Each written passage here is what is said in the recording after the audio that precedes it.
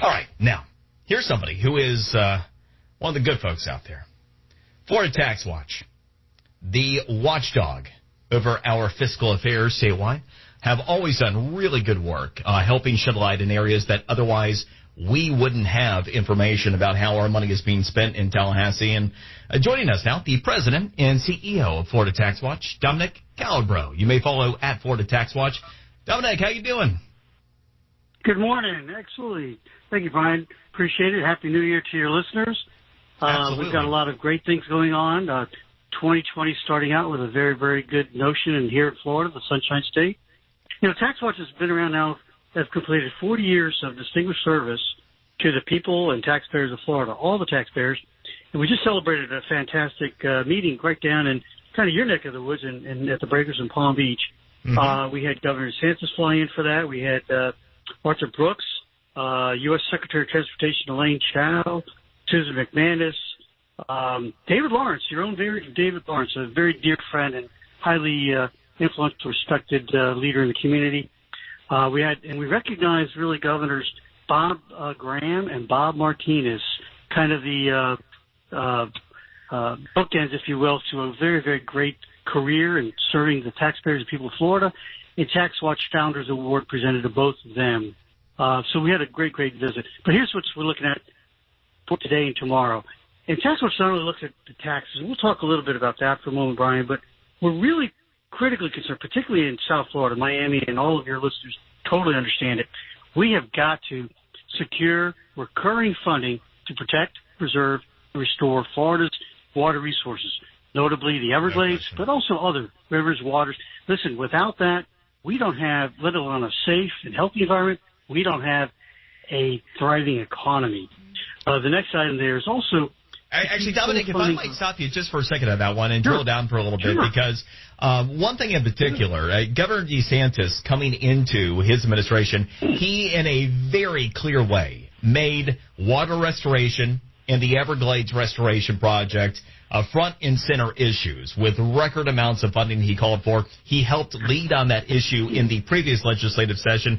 Do you have confidence that he's kind of changed the dynamic and will be able to secure the resources that you're identifying as being necessary, not only for our environment, but also our state's economy? Absolutely. I think he will, but I think every little bit helps, and that's the key here. We not only want to make sure he gets it again this year, but we would like to make sure it's something that's there for essentially 10 years. It's going to take about 10 years to reverse the degradation we've had to the Everglades, to the salt water intrusion into our freshwater systems in South Florida, not to mention rising sea levels. We know how important it is to your listeners. We know how important it is to the economy, to the well-being and the health and safety of South Florida. So that's job one.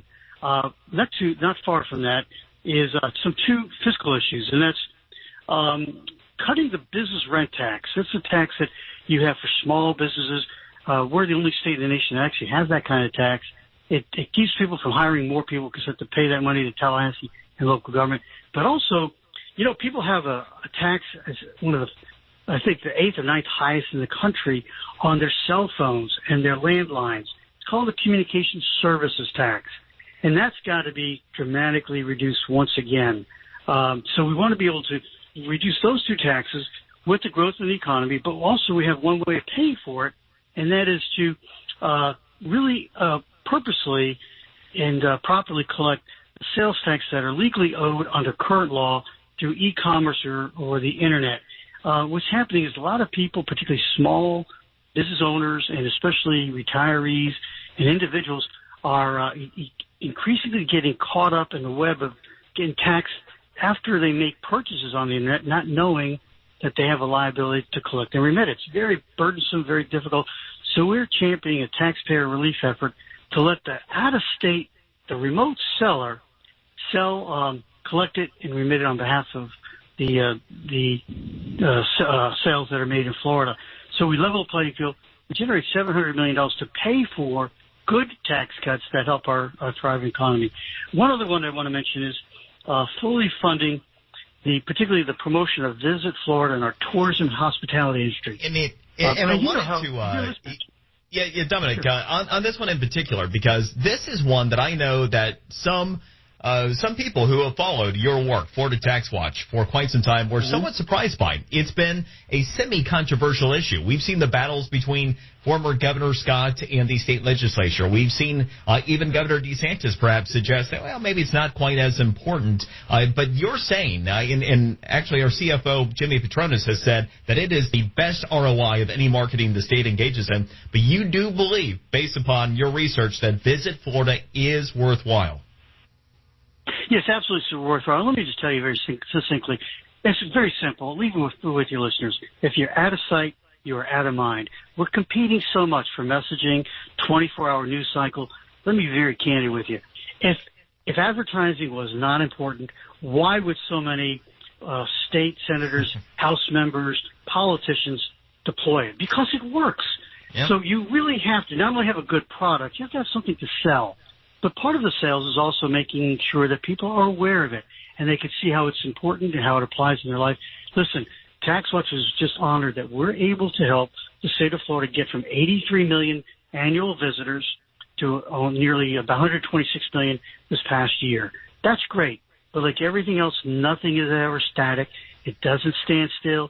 You got to keep the march on, keep growing or moving backwards. So it's just too important. And listen, I respect the speaker's questions. He's absolutely right. There's some miscues and some terrible misspending a few years ago, but those were taken care of.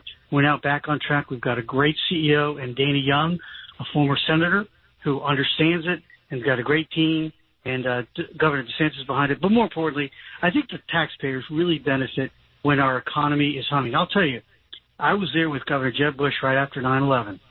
Almost all of your listeners that were alive at that time will remember where they were on 9/11. A few days later, Governor Bush asked Dominic Calabro and Taxwatch for help. He said, what you got to do is spend $20 million to ramp up our advertising campaign. And you know what?